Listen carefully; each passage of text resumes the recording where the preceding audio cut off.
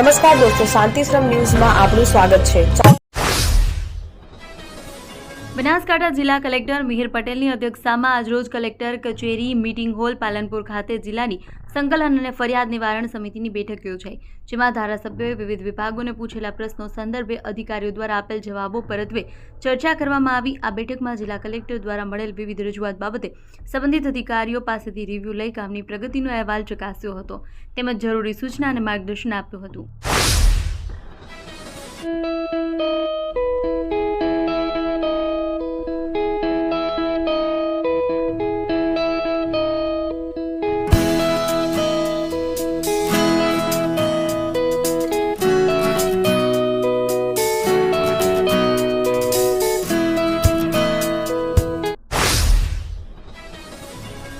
રાજ્યમાં ખેતીની જમીનના વારસાઈ સંબંધિત વ્યવહારોને વધુ સરળ અને સસ્તા બનાવવા માટે મુખ્યમંત્રી ભૂપેન્દ્ર પટેલે મહત્વપૂર્ણ પ્રજાલક્ષી નિર્ણય લીધો છે।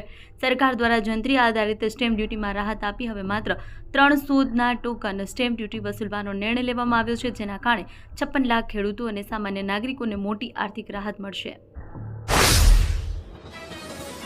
ચૈત્રી નવરાત્રી પર્વ નિમિત્તે ગબ્બર ખાતે અન્નકૂટ મહોત્સવનું આયોજન કરવામાં આવ્યું। મુંબઈના ઉદય જસાણી પરિવાર દ્વારા ગબ્બર માતાજીના ઝૂલા ઉપર અન્નકૂટ ધરવામાં આવ્યો। અન્નકૂટમાં માતાજીને વિવિધ પ્રકારની મીઠાઈ, વ્યંજનો અને ફળો અર્પણ કરવામાં આવ્યા। આ પ્રસંગે ભક્તિભાવપૂર્વક અન્નકૂટ આરતી પણ કરવામાં આવી। હાલમાં ચૈત્રી નવરાત્રી પર્વ ચાલી રહ્યો હોવાથી મોટી સંખ્યામાં ભક્તો માતાજીના દર્શન કરવા ગબ્બર આવી રહ્યા છે। ગુજરાતમાં ખેડૂતોના પ્રશ્નને લઈ ફરી એકવાર રાજકારણ ગરમાયું છે। ભારતીય કિસાન સંઘે ગુજરાત સરકાર સામે આક્રમક વલણ અખ્તિયાર કરતા સરકારને નિષ્ફળ અને માયકાંગલી ગણાવી છે। કિસાન સંઘે સરકાર પર આકરા પ્રહાર કરતા જણાવ્યું છે, સરકાર ખેડૂતોના પ્રશ્નો સાંભળવાને બદલે માત્ર ઉદ્યોગપતિઓને છાવરવામાં મસ્ત છે। વાવ-થરાદ કિસાન સંઘ દ્વારા કલેક્ટરને આવેદનપત્ર પાઠવી આગામી 31 માર્ચના રોજ વડાપ્રધાન નરેન્દ્ર મોદીના કાર્યક્રમમાં વિરોધ પ્રદર્શન કરવાની ચીમકી ઉચ્ચારવામાં આવી છે। વડાપ્રધાન નરેન્દ્ર મોદીના આગામી લાખણી તાલુકાના નાણી ગામના પ્રવાસને ધ્યાને રાખી નાણી એરફોર્સ સ્ટેશનમાં વિસ્તારને નો ફ્લાય ઝોન જાહેર કરવામાં આવ્યું છે। આ સમયે કળા દરમિયાન ડ્રોન સહિતના કોઈપણ ઉડતા સાધનોના ઉપયોગ પર પ્રતિબંધ મૂકવામાં આવ્યો છે। વડાપ્રધાનની Z+ SPG સુરક્ષાને ધ્યાને રાખી કાયદો વ્યવસ્થા જાળવવા માટે નિર્ણય લેવામાં આવ્યો છે। પાલનપુરના ચિત્રાસણી નજીક બાલારામ બ્રિજ પર આજે વહેલી સવારે એક ટ્રાવેલ્સ બસ અને ટ્રેક્ટર વચ્ચે અકસ્માત સર્જાયો।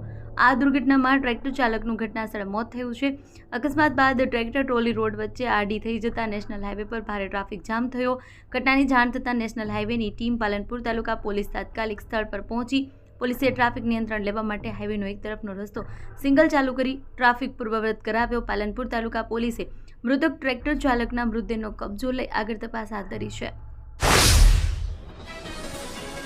દિયોદર પંથકમાં શિક્ષણનું અનેરું ધામ એટલે Shri Tapasvi college of nursing તેમજ શ્રી તપસ્વી આર્ટ્સ કોલેજ, જ્યાં છે સંપૂર્ણ AC, CCTV, wifi, digitally updated campus, BSc nursing સહિતના અનેક કોર્સમાં આજે જ પ્રવેશ માટે સંપર્ક કરો। Tapasvi college of nursing, Deodar. બનાસકાંઠાના કાંકરેજ તાલુકાના ગ્રામીણ વિસ્તારમાં પાકા રસ્તા બન્યા હોવા છતાં એસટી બસની સુવિધાનો અભાવ છે। આના કારણે વિદ્યાર્થી અને સ્થાનિકોને અવરજવરમાં ભારે મુશ્કેલીનો સામનો કરવો પડે છે। તાલુકાના રવિયાણા, રતનગઢ અને ઝાલમોર જેવા વિસ્તારમાં પાકા રસ્તાઓનું નિર્માણ થયું છે। આ રસ્તાઓ શિહોરી દિયોદર હાઈવેથી ખીમણા થઈ દિયોદર હાઈવેને જોડે છે, જે ગ્રામીણ વિસ્તારોને શહેરી વિસ્તારો સાથે જોડે છે। બનાસકાંઠાના ડીસા શહેરમાં જૂના ડીસા વિસ્તારમાં આવેલા એક બંધ મકાનમાં અચાનક આગ ભભૂકી ઉઠી હતી। આ ઘટનામાં ઘરમાં રહેલા તમામ સામાન બળીને ખાખ થઈ ગયો છે। જોકે પરિવાર બહાર હોવાથી કોઈ જાનહાની ન થઈ હતી। ઘટના સમયે ઘરના માલિક સહિત પરિવાર માતાજીની રમેલમાં ગયો હતો। રમેલ પૂર્ણ કરી પરિવાર ઘરે પરત ફર્યો ત્યારે તેને જોયું કે આખું ઘર આગની લપેટમાં આવી ગયું છે, સામાન બળીને ખાખ થઈ ગયું છે। વાવ બસ સ્ટેશન ખાતે રાજ્યકક્ષાના મંત્રી સ્વરૂપજી ઠાકોરના હસ્તે થરાદ ડેપોને ફાળવવામાં આવેલી નવીન ગુર્જર નગરી બસને લીલી ઝંડી આપવામાં આવી છે। આ બસ વાવ અમદાવાદ રૂટ પર દોડશે। આ પ્રસંગે રાજ્યકક્ષાના મંત્રી સહિત ઉપસ્થિત આગેવાનોએ બસમાં પ્રતિકાત્મક સવારી કરી। કાર્યક્રમમાં બસ ડેપોના અધિકારીઓ, કર્મચારીઓ પણ હાજર રહ્યા હતા। નવી બસ શરૂ થવાથી વાવ અને આસપાસના વિસ્તારોમાં મુસાફરોને અમદાવાદ સુધીની મુસાફરી વધુ સુવિધાજનક અને આરામદાયક બનશે। શક્તિ ભક્તિ અને આરાધનાના પર્વ સમાન ચૈત્રી નવરાત્રિનું શક્તિપીઠ બહુચરાજમાં વિશેષ મહત્વ રહેલું છે. ચૈત્રી નવરાત્રિના પવિત્ર દિવસોમાં આઠમના અવસરે માતાજીની ભવ્ય શાહી સવારી નીકળી હતી, જેમાં મોટી સંખ્યામાં ઉમટી પડેલા ભક્તોએ માતાજીના પાવનકારી દર્શન કરી ધન્યતા અનુભવી. આ પ્રસંગે રાત્રે 12 કલાકે માતાજીના ગર્ભગૃહમાં વૈદિક મંત્રોચ્ચાર સાથે નવખંડ પલ્લી ભરવામાં આવી.